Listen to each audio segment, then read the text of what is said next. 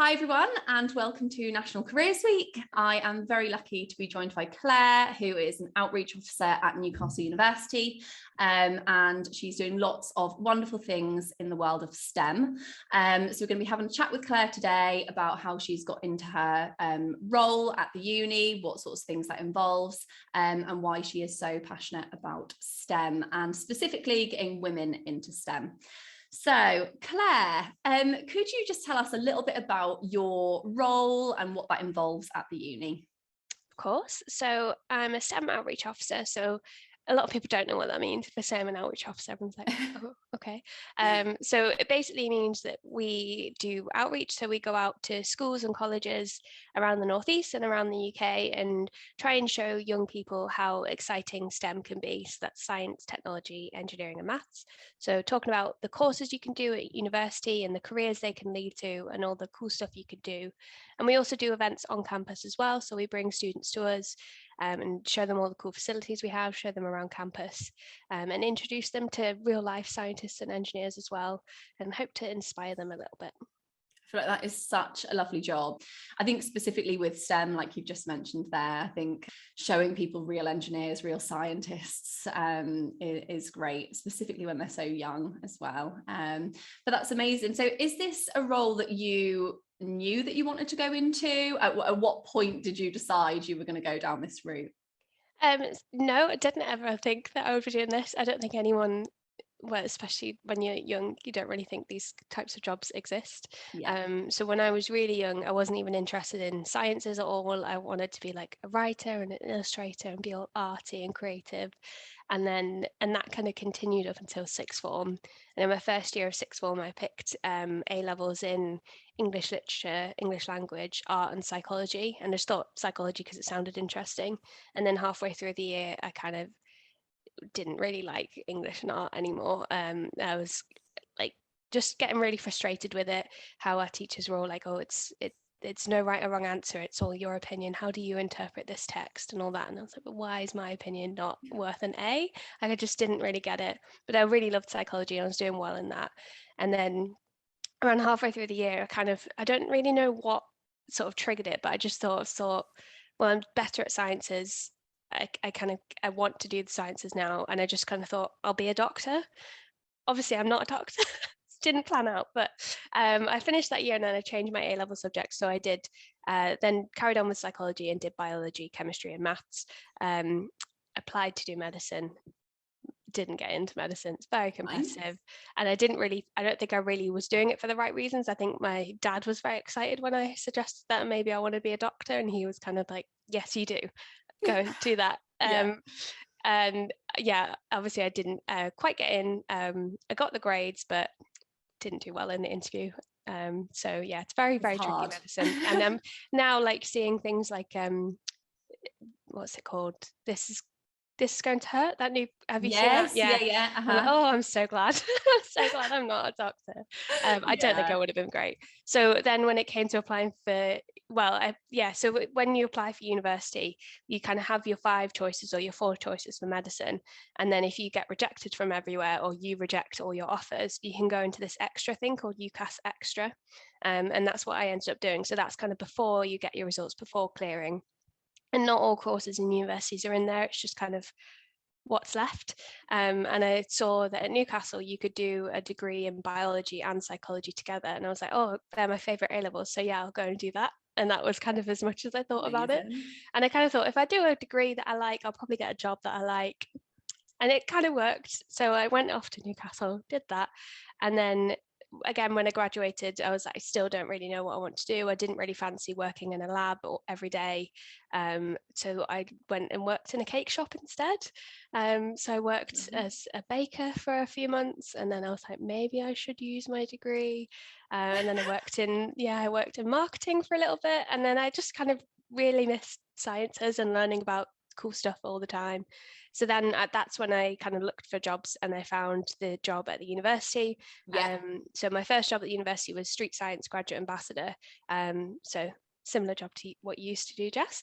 So similar to what I do now as well, but that was just for 1 year. And it just sounded great because I could get to talk about science and engineering all day, but I wouldn't have to actually be in a lab doing the science. Yeah. And I could be creative with it as well, and like develop new workshops and talk to people. It just all sounded great, and I absolutely loved it. And then doing that kind of made me realize that science communication as a field is a thing. I'd never really thought about it before. And then carried on working at the university, and then did a part-time master's in science communication and public engagement alongside work, which was quite a lot of work, but finished that now. I can imagine. Yeah, so I'm quite glad. So yeah, I graduated from my part-time master's last year, still working at the university. And as part of my master's for my dissertation, I ended up writing like children's stories about science, and I've just recently published them as well. So it's kind of nice that I've kind of gone full circle a bit, and now I have become like a bit of a writer and an illustrator, but it's about science. So it's kind of, yeah, it's quite nice. You've combined your interests. Yeah, because I think that's what kind of always made me think when I was younger that I wasn't interested in science and engineering, because I didn't realize how creative it could be. And I always saw myself as being quite creative, but actually they're really creative fields. Like engineers design things all the time. Like if you're into art, like it's a great thing to consider, especially if you're good at maths as well. Absolutely. But yeah, no one had ever actually told me what engineering was when I was younger. So maybe I think that's like a big kind of problem, isn't it? I think we'll come on to that later, and kind of specifically with women going into STEM fields. But I deliver one-to-one careers appointments in schools, and a lot of students don't really know what an engineer is. A lot of them, when they think of an engineer, probably think of very specifically maybe mechanical engineering, and I think that kind of stops there, and I think a lot of them don't really know much past that. So I think that is really interesting, and it's so nice that you've been able to combine your interests and publishing books. Like that is major. That's so exciting. Congratulations, and congratulations on your masters as well. I can't imagine how difficult that was, doing that alongside working as well. They kind of both worked together. So because it was a part-time masters, it was kind of set up for people that are working alongside it. So a lot of the time we were asked to like kind of use examples or think of examples from our own experiences. And then for my assignments, I could kind of like write my assignments, but then actually put them into practice. So we had to write like an engagement strategy, and I wrote one about our STEM fest that we do. Amazing. And then for my science education module, I had to develop a resource for teachers, like to help them teach a certain STEM topic. And I was like, I've got this. I do this all the time. That was obviously my highest mark. And then we actually put that into place, and that is now a workshop that we deliver. So yeah, it was quite nice that they kind of did help each other out. And it made it almost feel like less work because I could kind of combine them at certain points. Yeah, definitely. So you've just mentioned there about the workshops then. Do you get asked quite a lot to deliver STEM workshops specifically for like girls in schools? I know that a lot of schools now are really trying to take that approach to promote STEM with female students. Is that something that you've seen an increase in? Yeah, definitely. So we have a kind of girls in STEM workshop that we do with girls. We can do it with boys as well, but funnily enough, no one ever asks. But yeah, it kind of looks at the history of women in STEM and kind of shows you why there are fewer women in STEM. And it's not necessarily for the reasons you think. It's not because women aren't capable. It's just because of kind of lingering prejudices and stereotypes and that kind of thing. So kind of opening our eyes a little bit. And we do events as well. So in March, we've got an event coming up that's for girls in STEM, and we're going to have lots of inspirational female professionals coming in to chat to the girls as well. And then this year, actually, we've just launched the Girls in STEM Club, which is like an online kind of forum platform for girls aged 14 plus, but also current university students and staff and alumni. So they can all kind of give peer-to-peer advice about like where to find work experience or personal statements or CVs and that kind of stuff, or what is like studying this and this at university. So that's doing really well as well. So if any listeners want to sign up, you can search for Newcastle University Girls in STEM Club. You can sign up at any point throughout the year, and it's free. And we do virtual workshops every month as well. So hopefully that's a useful resource for young women looking to go into STEM as well. That's absolutely amazing. So you mentioned there about that workshop and how it kind of looks maybe at potential barriers, why there are less women that are in STEM. What do you think some of those big barriers are? Maybe specifically for, obviously these podcasts and interviews really are aimed at year 11 students finishing their GCSEs, looking towards their next steps, possibly choosing vocational courses, A levels, and they're just kind of deciding what's right for them. What do you think maybe are those barriers and how they could be overcome? So I think one of the biggest barriers is like just believing in yourself and actually thinking that this is something that you can do. So there's lots of research into the kind of what young people think of as scientists and engineers. As you mentioned earlier, a lot of people don't, even adults don't really know what engineers are. But we all have this kind of image in our head of what a scientist is or what an engineer is. And then we have an image in our head of who we are. And if they're really far apart, then you're never really going to see yourself as being able to be a scientist or an engineer. So that's why we do a lot of the work that we do, and kind of showing that scientists and engineers are very much real people. They're really cool. They're not necessarily like brainiacs. They're not all like nerds. Like, they're very much real people. They're women as well, and kind of making them a little bit more relatable, and showing that they're really just like you, and you can do this too. And I think the kind of lingering biases and stereotypes kind of have an effect as well. I think a lot of girls don't think that they're good at science and maths, but actually girls tend to do better than boys at science and maths exams at school. So yeah, having the confidence to actually say, yes, I do want to do this and I can do this, I think is a big barrier for lots of girls. So that's why I'm trying to show them that you can do it, and you really, you should consider it. It's a really great career path. Yeah, absolutely. I think I really agree with that. And I think I've seen that, like I said, through those conversations that I've had with year 11s, and a lot of girls, you'll see it when they're choosing, maybe if they're looking at A levels, and they're choosing subjects to study. And a lot of them are kind of immediately put off by the idea of maybe being sat in a class full of lads, potentially. If they take a subject maybe like maths or physics, biology, chemistry, and I think you can immediately see that they're kind of put off by the prospect of that. So absolutely agree with you there about kind of giving girls the confidence to just go for it, and also opening up their kind of idea of what STEM is and what jobs are available and that sort of thing. Like you mentioned with science communication, even I didn't have a clue what science communication was. So it is lovely that you've got the opportunity to kind of open their eyes to the world of STEM. You have also, like we were saying kind of before we start the podcast, are a local celebrity now with your recent appearance on ITV. Is this the second time? Oh yeah. So how was that? What were you kind of talking about and discussing with them?